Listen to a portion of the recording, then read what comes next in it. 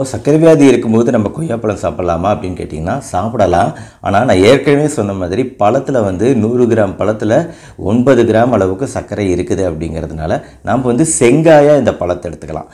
ஏன் கொய்யா பழமாக எடுக்காமல் செங்காயாக எடுத்தோம்னா நம்மளுக்கு அந்த ரத்த சர்க்கரை அளவுகள் குபீர்னு ஏறாது. இந்த சீத்தாப்பழத்தை நம்ம சாப்பிடும்போது கிடைக்கக்கூடியது இதில் இருக்கக்கூடிய நார்ச்சத்து. இன்னொன்று சர்க்கரை அளவுகள் பொறுத்த வரைக்கும் நான் முன்னாடியே பேசிட்டேன், இதோட கிளைசெமிக் இண்டெக்ஸ் கொஞ்சம் கம்மி. அதனால் சர்க்கரை அளவுகளை மிக அதிகமாக ஏற்றாது. ஒரு பழம் அப்படிங்கிறது மிக அதிக அளவில் ஏற்றாது. நம்ம தேவைக்கு இந்த மாதிரி ஒரு அரை பழம் கொஞ்சம் ஆசைக்கு சாப்பிட்றதுனால தப்பு கிடையாது. ஆசை மட்டும் இல்லை, அதில் கிடைக்கக்கூடிய நன்மைகளும் அதிகம். இன்றைக்கி நம்ம இந்த வேப்ப மரம், இந்த வேப்ப இலை, இந்த வேப்ப தண்டு, இந்த வேம்புவோட வேறு, இந்த வேம்பு சின்ன மரமாக இருக்கிறதுனால இன்னும் பழம் வரல, வேப்ப பழம் எல்லாத்துக்குமே ஒரு மருத்துவ குணம் உண்டு அப்படிங்கிறது. அதே மாதிரி சர்க்கரை வியாதி இருக்கவங்களும் இதை மருந்தாலாம் யூஸ் பண்ணுறாங்க அப்படின்னா கண்டிப்பாக இதுக்கு சர்க்கரையை குறைக்கக்கூடிய ப்ராப்பர்ட்டி இருக்கிறதுனால ஆங்கில மருந்து சாப்பிட்டுக்கிட்டே இந்த வேம்பும் யூஸ் பண்ணுறோன்னா சர்க்கரை அளவுகள் குறையக்கூடிய வாய்ப்பு இருக்குது. அதே மாதிரி வேம்புக்கு இருக்கக்கூடிய அந்த கசப்பு தன்மை இருக்குது பார்த்தீங்களா, இந்த கசப்பு தன்மை தான் டாக்சைடுங்கிறாங்க. இது ஒரு 20% இருக்குது. இந்த கசப்பு தன்மையை நீக்கக்கூடிய ஒரு தேவை இருக்குது நம்ம வேம்பை யூஸ் பண்ணும்போது. அதே மாதிரி இதோட சேஃப்டி லிமிட் என்ன அப்படிங்கிற அடுத்த கேள்வி. குழந்தைகளுக்கு வெறும் 5 ml கொடுக்கும்போதே, இந்த வேம்பு கொடுக்கும்போது அதுக்கு சிவியர் சைடு எஃபெக்ட் வரதெல்லாம் ஆராய்ச்சியில் பார்த்துருக்காங்க.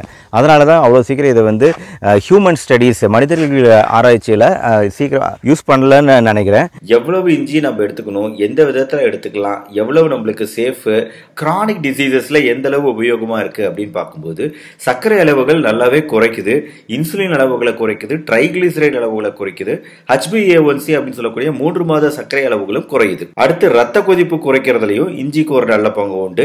இன்னைக்கான வீடியோவில் லெமன் அப்படிங்கிற இந்த சாதாரண ஒரு எலுமிச்சை பழத்தை பத்தி தான் பார்க்க போறோம். மூணாவது முக்கியமான பெனிஃபிட் எடை குறையும். எடை குறையும் அப்படிங்கிறது டெய்லி நம்ம ஒரு கிளாஸ் குடிக்கிறதுனால டைரக்டா எடை குறையுமா அப்படின்னு கேட்டீங்கன்னா அப்படி கிடையாது. இது இன்டைரக்ட், நேரடியா இல்ல, இன்டைரக்டா நம்மளுக்கு எடை குறையும். சோ எப்படி இன்டைரக்டா எடை குறையும் அப்படின்னா இதுல இருக்கக்கூடிய பைட்டோநியூட்ரியன்ஸ் அப்படின்னு சொல்லக்கூடிய சில கெமிக்கல்கள் இருக்கு. அது இன்சுலின் அளவுகளை குறைக்கும். இப்ப இன்சுலினோட அளவுகள் குறையும் போது என்ன ஆகுதுன்னு கேட்டீங்கன்னா நம்மளுக்கு ஆட்டோமேட்டிக்கா எடை குறையிறது அப்படிங்கிறது ஆரம்பிக்குது. ஏன்னா நம்மளுக்கு சர்க்கரை அளவுகள் குறைக்கிறத விட இன்சுலின் அளவுகளை குறைக்கிறத இப்போ மிகப்பெரிய ஒரு விஷயமா இப்போ மருத்துவத்துல நம்ம பேசிக்கிட்டு இருக்கோம். சோ அப்ப அந்த இன்சுலின் அளவுகளை குறைக்கிறதுல இன்டைரக்டா இந்த லெமன், நம்மளோட எலுமிச்சைக்கு ஒரு நல்ல பங்கு உண்டு. இன்னைக்கான வீடியோல தக்காளி குறித்து பார்க்க போறோம். தக்காளியோட இந்த சிவப்பு நிறத்துக்கு காரணம் லைகோபின். இதை விட முக்கியமான ஒரு சில விஷயங்கள் என்னன்னா சர்க்கரை அளவுகள் நம்ம உடம்புல குறைக்குது. வீக்க அணுக்களை குறைக்கிறதுனால புண்ணு ஆறுறது அப்படிங்கிறது சீக்கிரமா புண்ணு ஆறுது. சர்க்கரை அளவுகள் குறைக்குது. அதுக்கு ரத்த அழுத்த பிபி அளவுகளையும் குறைக்குது. அதே சமயம் சர்க்கரை வியாதிக்காரர்கள் எவ்வளவு முட்டை சாப்பிடலாங்கிறதுக்கும் ஆராய்ச்சிகள் நடந்திருக்கு.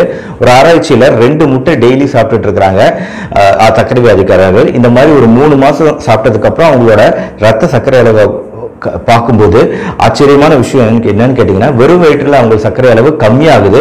அது மட்டும் இல்லாம 3 மாத சர்க்கரை அளவு HbA1c அப்படிங்கிறதும் கம்மியாகுது. ஸோ இந்த மாதிரி நிறைய ஆராய்ச்சிகள் இது வரைக்கும் உலகம் முழுக்க பண்ணியிருக்கிறாங்க.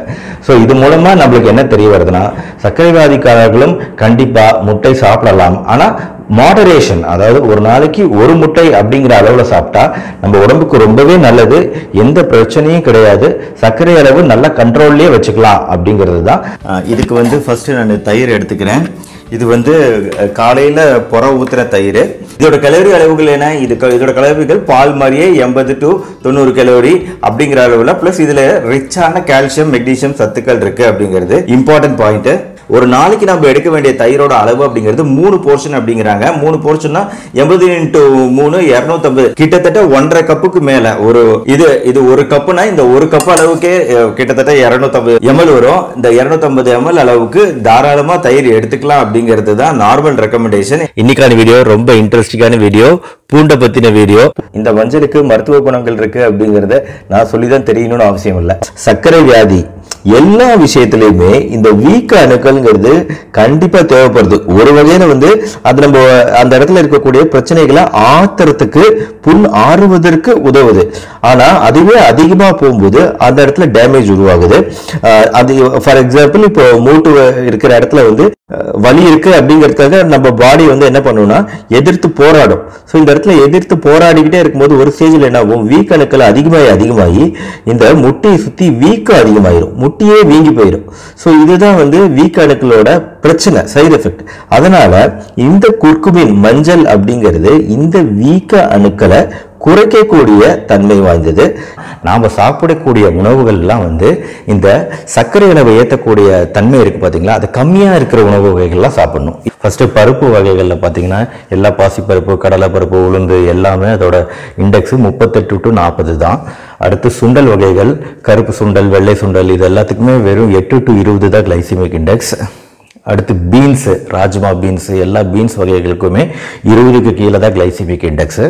அடுத்து கோதுமை வகைகள், கோதுமையை அளவாக சாப்பிடலாம் தாராளமாக, ஏன்னா 45 தான் கிளைசிமிக் இண்டெக்ஸு.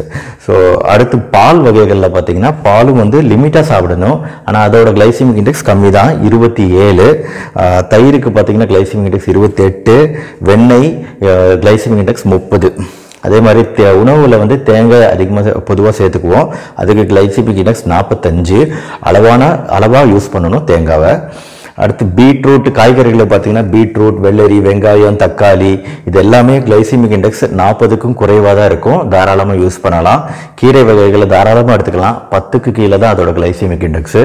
அடுத்து மஷ்ரூம், வெஜிடேரியனில் இன்னும் கொஞ்சம் நல்லா சாப்பிடணுன்னா இந்த மஷ்ரூம் வந்து வெறும் கிளைசிமிக் இண்டெக்ஸ் 10 தான், மஷ்ரூம் சாப்பிடலாம். காளான், அப்புறம் காலிஃப்ளவர், கேரட், இதுல பார்த்தீங்கன்னா காலிஃப்ளவருக்கு 15 தான் கிளைசிமிக் இண்டெக்ஸு, கேரட்டுக்கு 44 கிளைசிமிக் இண்டெக்ஸு, அளவாக சாப்பிடணும்.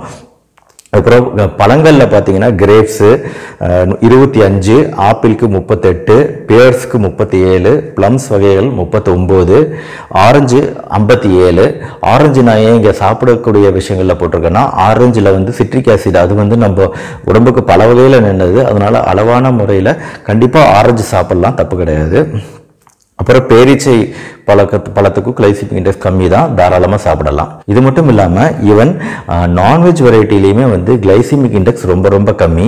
அதனால தான் இன்றைக்கி வந்து பல டயட்டுகள், பழைய டயட்டுகள்லாம் ரொம்ப ஃபேமஸ் ஆகிட்டு வருதுன்னா அதுக்கு ஒரு முக்கியமான காரணம், இந்த நான்வெஜ் உணவுகள் வந்து நம்ம உடம்புல ஒரு மிக மெதுவாக தான் டைஜஸ்ட் ஆகும். ஏன்னா ஃபேட்டு, அதனால் ரொம்ப மெதுவாக லேட்டாக டைஜஸ்ட் ஆகிறதுனால அது வந்து நம்ம ரத்த சர்க்கரை அளவை வந்து வேகமாலாம் ஏற்றாது, மற்ற மாவு பொருட்கள் மாதிரி ரத்த சர்க்கரை அளவை மிக வேகமாக ஏற்றாது. சிக்கனு, மீன், முட்டை, நட்ஸ் வகைகள், பாதாம், பிஸ்தா போன்ற வகைகள் எல்லாமே வந்து நம்ம தாராளமாக சாப்பிடலாம், ஆனால் அளவோடு சாப்பிடணும். ஆனால் எவ்வளவு உணவுகள் சாப்பிடணும்? 9 இன்ச்சு குறுக்கு விட்டளவு உள்ள ஒரு பிளேட் எடுத்துக்கோங்க. ஸோ இந்த பாகத்தில் நம்ம தட்டில் இருக்க வேண்டிய உணவுகள் என்னன்னு கேட்டிங்கன்னா, மாவுச்சத்து உள்ள பொருட்கள், கிரெயின்ஸ், அப்புறம் ஸ்டார்ச்சி வெஜிடபிள்ஸ். இன்னும் விளக்கமாக சொல்லணும்னா சாதம், சப்பாத்தி, சிறுதானியங்கள், எல்லா அரிசி சாதமும், கவுனி அரிசி, மட்டை அரிசி அப்படின்ட்டு நிறைய அரிசி வகைகளை பற்றி நீங்கள் கமெண்ட்ல கேட்டீங்க போன வாட்டி. சிகப்பு அரிசி, ராகி கஞ்சி போன்ற எல்லா தானிய வகைகளும் இந்த பார்ட்டுக்குள்ள தான் வரும். அது மட்டும் இல்லாமல் ஸ்டார்ச்சி வெஜிடபிள், அதாவது வெஜிடபிள்ஸ், காய்கறியிலையும் வந்து மாவு சத்து இருக்கும். ஸோ அந்த மாதிரி உள்ள காய்கறிகள் வட்டத்தோட இந்த பார்ட்டுக்குள்ள தான் வரும். அதாவது உருளைக்கிழங்கு, பொட்டேட்டோ இங்கே தான் வரும், பட்டாணி, சோளம், சக்கரவள்ளி கிழங்கு, கேரட்டு, சீமப்பூசணி, மரவள்ளிக்கிழங்கு, பீட்ரூட்டு. ஸோ ஆக இந்த மாதிரி மாவுச்சத்து நிறைந்த ஸ்டார்ச்சி வெஜிடபிள்ஸ்லாம் வந்து வட்டத்தோட இந்த பகுதியில் வரும். அது மட்டும் இல்லாமல் மில்க்கு, ஒரு கிளாஸ் மில்க்குமே வந்து வட்டத்தோட இந்த பகுதியில் தான் வரும். இது மட்டும் இல்லாமல் எல்லா ஃப்ரூட்ஸும், தயிர், அதுவுமே வந்து வட்டத்தோட இந்த பக்கம் தான் வரும். ஸோ ஃப்ரூட்ஸ்னா என்னென்ன ஃப்ரூட்ஸு இங்கே இருக்க ஃப்ரூட்ஸு, ஆப்பிள், மாம்பழம், மாதுளை, கொய்யா, வாழை, பப்பாளி, நெல்லிக்காய், திராட்சை, பிளம்ஸு, ஆரஞ்சு எல்லாமே இங்கே தான் வரும். நம்ம அவாய்ட் பண்ண வேண்டிய 2 காய் தர்பூசணியும் பலாப்பழமும் மட்டும்தான். தர்பூசணியும் கொஞ்சமா எடுத்துக்கலாம். ஆனா பலாப்பழத்துல சர்க்கரை அளவு மிக மிக அதிகம். அதை நம்ம அவாய்ட் பண்ணணும். சோ நான் இங்க காமிச்ச இத்தனை ஐட்டங்களும் இந்த வட்டத்தோட நம்ம தட்டுல இந்த பகுதியில மட்டும்தான் இருக்கணும். சோ அளவு இதுக்குள்ளதான் இருக்கணும். ஓகே ரைட்டுங்க. இப்போ ஒரு பகுதி முடிச்சிட்டோம். அடுத்து இந்த ரெண்டாவது பகுதிக்கு வருவோம். இந்த இடம் ஃபுல்லா நம்ம ஒரு விஷயத்தை வச்சு சாப்பிடலாம். அது என்னன்னு இப்ப பார்ப்போம். இப்போ முதல் பாகத்துல வந்து காய்கறிகள் பத்தி நான் சொன்னேன். ஸோ இது எல்லாமே ஸ்டார்ச்சி வெஜிடபிள், அதாவது ஸ்டார்ச் உள்ள மாவுச்சத்து உள்ள காய்கறிகள். ஆனா இந்த பக்கம் இந்த ரெண்டாவது பாகத்துல இருக்கக்கூடிய பொருட்கள் எல்லாமே நான் ஸ்டார்ச்சி வெஜிடபிள்ஸ் அப்படின்னு சொல்லுவோம், மாவுச்சத்து இல்லாத காய்கறிகள். ஸோ இந்த காய்கறிகள்ல என்னென்ன வரும் அப்படிங்கறத இப்ப பார்ப்போம். முதல்ல கீரை வகைகள். ஸோ எல்லா கீரை வகைகளும் இங்கதான் வரும். வெள்ளரி, காலிஃப்ளவர், கத்திரிக்காய், முள்ளங்கி, முட்டைக்கோஸ், வெண்டைக்காய், பாவக்காய், முருங்கைக்காய், வெண்டைக்காய், முருங்கைக்காய், தக்காளி, வெங்காயம், புரோக்கோலி, மஷ்ரூம், பூசணிக்காய், பேபிகார்ன். ஸோ இது எல்லாமே வந்து நான் ஸ்டார்ச்சி வெஜிடபிள்ஸ். இதில் பார்த்தீங்கன்னா கார்ன் வந்து ஸ்டார்ச்சி வெஜிடபிள் வரும், சோளம். பேபிகார்ன் வந்து நான் ஸ்டார்ச்சியில் வரும். ஆக இது எல்லாமே வந்து எங்க வரணும்? உங்க தட்டோட இந்த பாகத்துல வரணும். சோ இந்த காய்கறிகள்லாம் நீங்க வந்து பச்சையா சாலட் போட்டு சாப்பிடுவீங்களோ, பொரியல் போட்டு சாப்பிடுவீங்களோ, என்ன பண்ணுவீங்களோ எனக்கு தெரியாது. பட் உங்க பிளேட்டோட இந்த பகுதி முழுக்க வந்து இந்த காய்கறிகள் தான் இருக்கணுமே தவிர சாதம் வந்து இந்த பக்கம் இருக்கணும். காய்கறிகள், கீரைகள் தான் இந்த இடத்துல இருக்கணுங்கிறத ஞாபகம் வச்சுக்கோங்க. இந்த காய்கறிகளை பொறுத்த வரைக்கும் மாவுச்சத்து உள்ள ஸ்டார்ச்சி வெஜிடபிள்ஸ், நான் ஸ்டார்ச்சி வெஜிடபிள் ரெண்டு காய்கறிகளுமே நம்ம உடம்புக்கு வந்து நல்லது தான். ஏன்னா வந்து அதுல வைட்டமின் சத்து, மினரல் சத்து, கூடவே வந்து ஃபைபர் அப்படின்னு சொல்லக்கூடிய நார்ச்சத்து வந்து அதிகமாகவே வெஜிடபிள்ஸ்ல இருக்கும். என்ன ஒரே டிஃபரன்ஸ்னா இந்த மாவு சத்து இருக்கிறதுனால நம்ம கம்மியா எடுத்துக்கிறோம், ஆனா மாவு சத்து இல்லாத காய்கறிகளை அதிகமா எடுத்துக்கிறோம். சரி ரைட்டுங்க. முக்காவாசி விஷயங்களை வந்து இந்த முதல் பாகத்திலயும் ரெண்டாவது பாகத்திலயும் சொல்லியாச்சு. இங்க என்ன மூணாவது பாகம் இருக்கு, இங்க என்ன மிஸ் ஆகுது அப்படின்னு கேட்டீங்கன்னா, நம்ம பல பேர் உணவுல சேர்த்துக்க மறக்கிற விஷயம் வந்து புரதச்சத்து. கண்டிப்பா புரோட்டீன்ங்கிறது நம்ம உடம்புக்கு மிக மிக அவசியம். நம்ம ஒரு பேலன்ஸ்டு நம்ம ஒரு பேலன்ஸ் பண்ணி ஒரு உணவை சாப்பிடணும்னா கண்டிப்பா அந்த உணவுல வந்து புரோட்டீன் இல்லாம சாப்பிடவே கூடாது. ஸோ இந்த ஏரியாவில் வந்து புரோட்டீன் இருக்கணும். ஸோ என்னென்ன புரோட்டீன்ஸ்? ஸோ இந்த மூணாவது ஏரியாவில் என்னென்ன புரோட்டீன்ஸ்? இப்போ இங்கே வந்து சிக்கன், வேக வைத்த சிக்கன், அதாவது பொரித்த சிக்கன் இல்லை, வேக வைத்த சிக்கன் சாப்பிடலாம்.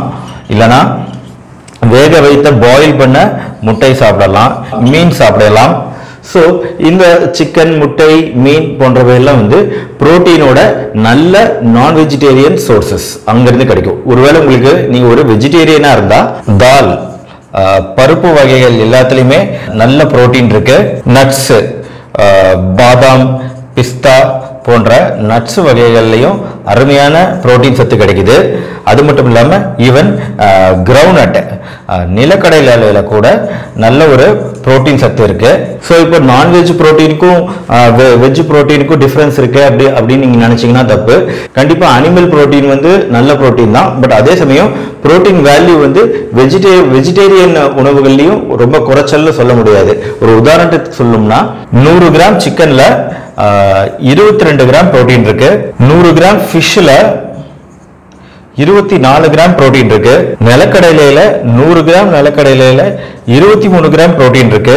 பாதாம் பிஸ்தா வகைகள்லையும் 100 கிராம் பாதாம் பிஸ்தாவுக்கு 23 கிராம் இருக்கு. இது எல்லாத்தோட அதிகமா பருப்பு வகையில வந்து 24.5 கிராம் புரோட்டீன் இருக்கு 100 கிராம் பருப்புக்கு. ஸோ புரோட்டீனோட அளவு பொறுத்த வரைக்கும் ஈவன் வெஜிடேரியன் சோர்சஸ் பருப்பு வகைகள்ல நல்ல புரோட்டீன் சத்து இருக்கு. அதனால நீங்க சாம்பாரா வச்சு சாப்பிட்றது ஒரு புரோட்டீன் தான். ஸோ சாம்பார்ல பருப்பு தான் யூஸ் பண்றோம். ஸோ அது ஒரு நல்ல புரோட்டீன் சோர்ஸ் தான். But at the same time நம்மளுக்கு முட்டை அல்லது சிக்கன் இதையும் நம்ம வாரத்தில் 2 அல்லது 3 நாள் சேர்த்துக்கிட்டோம்னா உண்மையிலேயே நம்மளுக்கு ஒரு பேலன்ஸ்டான டயட் கிடைக்கும். ஸோ அடுத்த சில பொதுவான விஷயங்கள் என்னன்னா, உப்பு நம்ம உணவுல நார்மலாவே குறைச்சிடணும். அதே மாதிரி டீ, காஃபி பத்தி நிறைய பேர் கேட்டிருக்கிறாங்க. டீ, காஃபி வந்து தாராளமா காலையில ஈவினிங் 2 வாட்டி டீயோ காஃபியோ சாப்பிடலாம். ஸோ அதே சமயம் சர்க்கரை இல்லாமல் சாப்பிட்டாதான் பெட்டர் அப்படின்னு நினைக்கிறேன். ஏன்னா நீங்க சர்க்கரைன்னு எடுத்துக்கிட்டீங்கன்னா அது வெள்ளை சர்க்கரையா இருந்தாலும் சரி, ப்ரௌன் சுகரா இருந்தாலும் சரி, வெள்ளமா இருந்தாலும் சரி, எதா இருந்தாலும் சர்க்கரையில இருக்கக்கூடிய சுக்ரோஸோ இல்ல டைரக்ட் குளுக்கோஸோ இது வந்து டைரக்டா நம்ம உடம்புல வந்து சல்லுன்னு சர்க்கரை அளவை ஏற்றக்கூடிய தன்மை வாய்ந்தது. அதனால டைரக்ட் சுக்ரோஸ், டைரக்ட் சர்க்கரை எல்லா விதத்திலையுமே அவாய்ட் பண்ணிக்கிறது பெட்டர். அதே மாதிரி ரீஃபைன்டு பொருட்கள் எல்லாமே முடிந்த அளவு அவாய்ட் பண்ணணும். ரீஃபைன்டு சுகர்ஸ் சொல்லக்கூடிய பேக்கரியில கிடைக்கக்கூடிய கேக்கு, அப்புறம் ஸ்வீட்ஸ், லட்டு, குலாப் ஜாமுன் போன்ற எல்லா ஸ்வீட் ஐட்டங்கள் எல்லாமே அவாய்ட் பண்ணணும். ஸோ இது எல்லாத்துக்கும் கூட கரெக்டான அளவுல நம்ம தண்ணி ஒரு நாளைக்கு 3 to 4 லிட்டர் தண்ணீர் அப்படி இந்தியாவில் குளிர்காலம்னா 2 to 3 லிட்டர் பர் டே அப்படிங்கிற அளவுல நம்ம தண்ணி குடிக்கலாம். ஆனா இவ்வளவு நேரம் நான் சொன்ன இந்த உணவு ஃபுல்லாவே இது எல்லாரும் எவ்வளவு சாப்பிடணும், அந்த பிளேட்ல வந்து எவ்வளவு எடுத்துக்கணும் அப்படிங்கிறது வந்து அதுக்கு வந்து ஒரு கணக்கு இருக்கு. நம்ம உடம்புக்கு எவ்வளவு கலோரி தேவை அப்படிங்கறத முதல்ல நம்ம தெரிஞ்சுக்கிட்டாதான் அதன்படி இந்த தட்டுல நம்ம அதற்குரிய உணவுகளை வச்சு நம்ம டெய்லி சாப்பிட முடியும்.